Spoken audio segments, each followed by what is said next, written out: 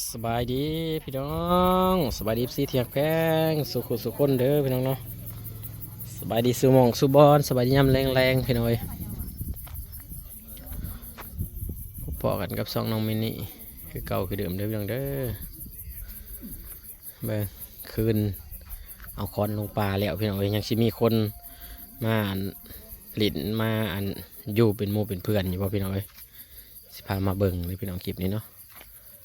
มองเว้นนี่ป๊อดเนาะคนชันไล่ลีล้อ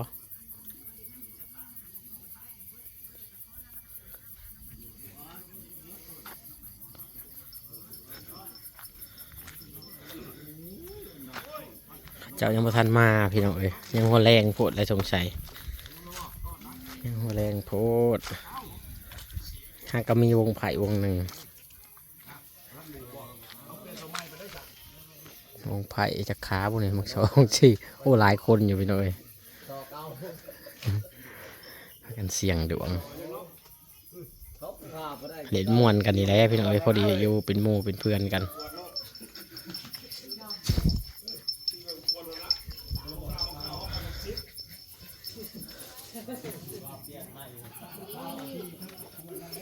เบ้ง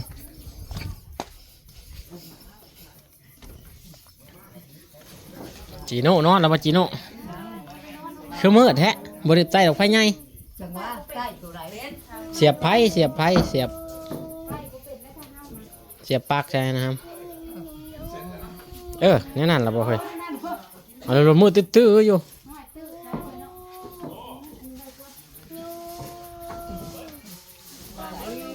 ไปดีปะแปนจางปังกลางปางและเอาข้าวเท้าลงเลยปางยางโอ้ยเล็กกว่าละแม่ก็ว่ากับบักแตงผู้3,000โอ้เขาก็จะได้3,000จริงๆก็สิบ่ได้บ่ปรึกษากันลูกหลานพี่น้องเอ้ยหาว่ะคันเบิดเจ้าพ่อสิได้ชื่นใส่5,000หาซื้อซ้ำนี่นะบ่ได้ได้5,000นะหาซื้อซ้ำนี่นะบ่มีเลยจังว่าคนขั่วหาแล้วของมันสิงอจ้อจั่นไปแล้วเพิ่นคนคั่วกันเอื้อยน้องโตโน่กับอ้ายน้องโตโน่พี่น้องเอ้ยมันก็เรือลายอยู่ไหนตัวเขาเจ้าบ้านในทอดบ่ปะท่านได้ทอดท่านได้พวกแบวเขาเจ้าซอยไว้บ่ยังเป็นทงอยู่ยังหลายทงอยู่บ่คอยว่าคนเอาบ่เทิงคอยจุกยื้อบ่ถึงยื้อบ่เทิงจากเบิ่งว่ามันน้ำแข็งมีอยู่บ่ล่ะน้ำแข็งของบ่จากทงก็ได้เนาะแน่เขาตัวโน้บ่ไปเอามาวังเว้นนี่มื้ออื่นอีกอยู่หนองใต้เพราะว่าพอได้เรียนเตอร์ไปอีกแม่นเขาก็บ่ได้กินก็ได้ดอกเนาะบ่ได้เปลืองบ่ได้ดอกเฮ็ดเพิ่นเพราะว่าเอาลงบ่ได้ก็สิเอาไว้อีกเป็นหยังสิบ่ได้สิเนาะเป็นได้บ้านเขาก็เป็นสวยเนาะเด้เขาเฮ็ดไว้ให้ก็ได้เรือได้ว่าเบิ่งพ่อนั่นอยู่ไดชงผ้าขาวเพิ่นแล้วบ่เนี่ยสิส่งแล้วมื้ออื่นนับสิมื้ออื่นไป3มื้อหักมื้อนี่บ่ได้ชงบ่แล้วเช้าเริ่มจากมื้อเช้าไป3มื้อแล้วกันบ่แล้วอันชงพายยามมื้อแลงก็เดี๋ยวมีผ้าขาวยามมื้อแลงบ่เคยเฮ็ดไปเฮ็ดนำวัดแล้วก็แล้วโอ้เอาเคย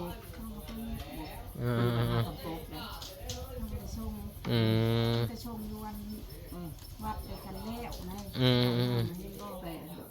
มีแต่ทรงยำเศร้าเนาะอยากปรึกษากันมันจอดกันแต่หาแนวกินแนวอยู่ว่ามันสิได้แนวใดจังสิสวงสิชั้นว่ามันก็โทรหาลูกทางชาติอีกก็ว่าแล้วซื้อบุญเบิ่งเงินนั่นแหละไปคนได้แล้วลาใจการลุงประตงกระจายใจเต็มแล้วได้แล้วกับมีแต่ว่าน้องเอาแบบน้อยกับมีปลาตัวบ่แพงปานใดถ้าว่าผู้ใดก็บ่ได้ไปเอาแพ็คน้ำน้อยมาตื้อไปป้าซ่าท่านว่าบ่ได้ไปเอาแล้วก็เฮาก็บ่มี50ว่าถือว่าเอาบ่ได้เอาบ่ได้เป็นนี่แต่ว่ายังเรืออยู่นี่เอื้อยสิเมืองแน่ซื้อมาซอยบ่สิเมืองก็มาซอยบ่แม่นสินี่เป็นซอยนี่เฮาก็เอื้อยสิเมืองมันเดือนี่เป็นผู้ใดก็หาพก แพ็ค เป็นจังได๋ผู้ใดก็ว่าบุญเพิ่นเนาะ แม่นอันนี้คนหลายเลยได้มาส่งเพิ่นโเอออ้ยขอยว่าสิพ่ออยู่บ่ พึบ เงินมันแม่สี่ที่ฝ่ายหัวสี่ เจ้าแล้วก็พ่ออุ้ยเต็มเพื่อนดังนี้เต็มเนาะ นางกบเขามาอีกคู่คนเขาเห็ดโดด คือหลาย บ้านเฮาก็จะว่าคู่คนนอก อีเมียเรา นอกลูกหลานไปมาโมเห็ดต้นบ้าน ไม่ต้น เมือง มันได้ บุญตี เฉพาะทาชีพของจักต้นนะ คำพูด เออ บุญอันอ่าวนี่ก็ได้อี แม่นนั่นแหละ ผู้ใดก็ช่วยแล้วว่า จะช่วยบุญ ผู้ใดมาก็เขาก็เห็ดต้นน้ำ เราก็เข้าไปอีต้นทุกชานแล้วเนาะ เฮ็ดไปแล้วถูกพานว่าแล้ว และอันนั้นแล้วบ่ปะค่าติ้นค่าหยังลูกตรงน่ะจ่ายแล้ว จ่ายแล้วค่าเต็มนี่ อ๋อ จังว่ามื้ออื่นจะ ไป ไป ท่านบ่แจกเครื่องน่ะไล่ราคามาอีกไว้ว่าพอสิแจกเลยไว้จะสิไล่ราคาได้ตรง อืมอืม เรากูบอก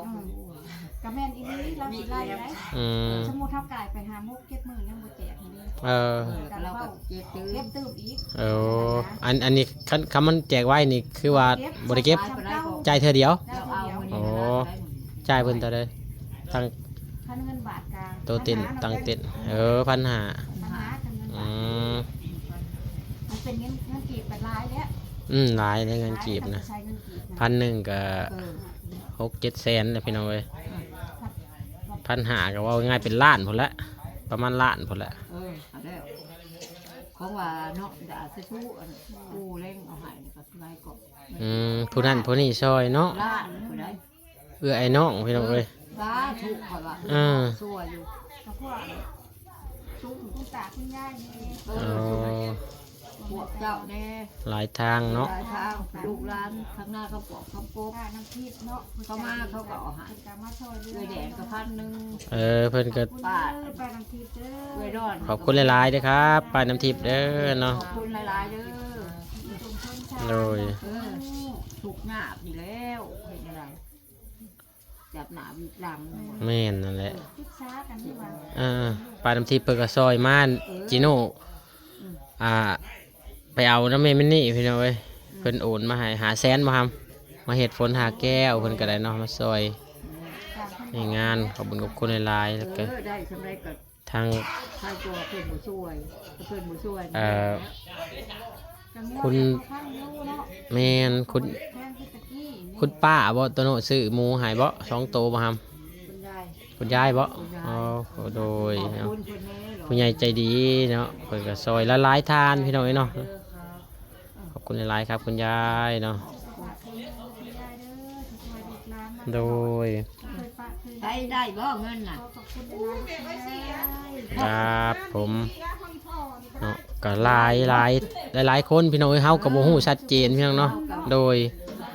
เพราะว่าเพิ่นก็บ่ได้ผ่านเฮาบ่จักเพิ่นก็ผ่านมาทางลุงบอยเนาะจังได๋ก็ขอบคุณกับคุณหลายๆสุขคนเนาะผู้ใหญ่ใจดีทุกท่านที่ซอยเหลือเข้ามาในงานศพปู่น้องจิโน่ครั้งนี้เนาะและไล่ไว้เช็คเบิ่งอยู่บ่เงินน่ะยังเท่าใดแหละโอ้ เฮาสิจ่ายอันนี้ ยังอยู่ยังนาดอน ยังบ่ทันได้ไปจ่ายครับบ่ ยังบ่มีเวลา อ่า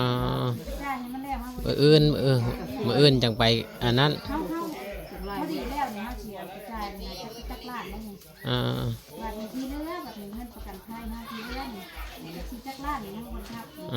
นแน่ ทับจักเงินจักรล้านนี่แจกเลย แม่นแหละโฮมไว้ซื้อนั่นซื้อนี่แหละ แต่ถึงมาดอนน้ำบ่ลงเรื่องการเงินถึงท่านแต่ว่ามันสิได้อยู่บ่นี่สมมุติไปงวดอะไรจะไปมือตึ้งเดี๋ยวจะร่วมกับพญาดอนนี่ สมมติว่ามันว่าง่ายลักๆก็คือเอาของกินก่อนเนาะ เป็นรัก แม่นของกินนี่ตัวนี้ สำคัญ สำคัญสุดได้พี่น้องเอ้ย ท่านชุด ถ้าว่าบ่มีสิให้หมู่กับโอ้ย ห้วยอุกอ่างเอ้าได้ ขนาดเลยแต่ หมู่มา ขนาดเลยมันจะ แจกเบิดบ่ป่าซอง300ซอง ยังไหน นี่แสดงว่าบ่ได้แจกเบิดก็ เอาไว้ เอาไว้หั่นแหละ บัตรแจกคุณใจจองอีกหัวกระลายเกิดเพราะว่ามันหน่อยบ่ นี่ คนว่าเอาไว้คือครูอ่ะ คือครูคนก็เอามาพัฒนาการ มินนี่นะมินนอกนี่เขาบ่อนอะไรตัวมาหาหมู่เขานอนอะไรได้ซ้ำนี่นะ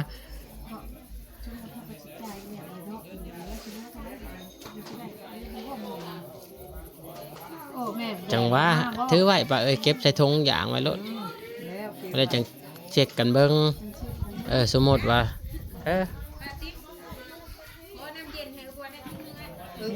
มีน้ำเย็นอยู่บ่ เฮาบ่ได้ให้บ่ได้เสียเฮาบ่เสียมื้อนี้นะ โดย หามตู้ออก อืม งาดอนเด้จะวนงาดอน จนบ่ได้วนแล้วเขาบ่เอาพวก นี่น้ำน้อย คันสมมติว่ามันพอจุบงัวเนาะได้งัวเฮาก็ได้งัวไว้ก็ยังดีเนาะสมมุติว่าเงินที่เหลือนี่นะ พี่น้องเดี๋ยวเนาะหมู่คนผัวน้ำเฮาจักมาให้เอาเฮ็ด แม่นนั่นแหละมาอันน่ะเบิ่งถอนกันไว้เบิ่งรวบรวมกันไว้เบิ่งนะรวบรวมไว้แล้วก็เจ้าก็ถือไว้แล้วก็โบราณก็ให้มันแล้วเป็นหนี้โบราณมาได้กับใครแน่ฮะนะป้อมใส่มองบอลเดียวแล้วพี่น้องเลยแม่น้องตัวโน่กับยานี่ก็อุกอังเอาอยู่นี่ยันบ่มีแนวกินชูพี่ชูน้องกิน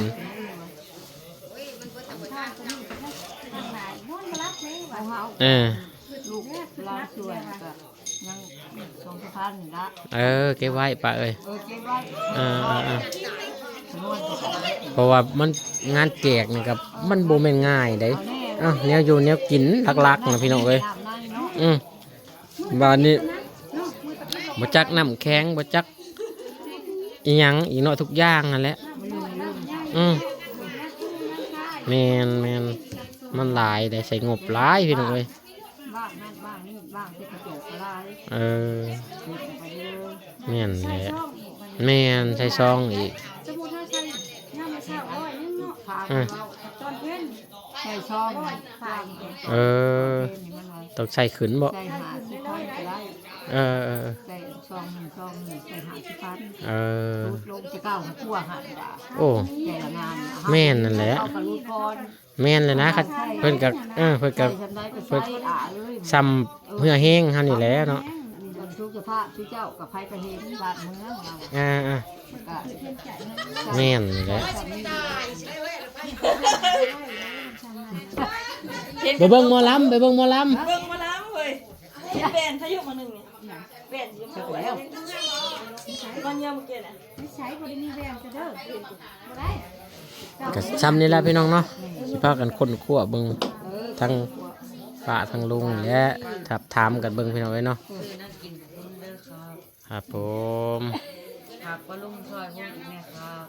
หักนี่เด้อพี่น้องเอ้ยช่วยจิโน่นี่เด้อพี่น้องเนาะ FC ป้าลุงคุณยายเนาะ FC น้องจิโน่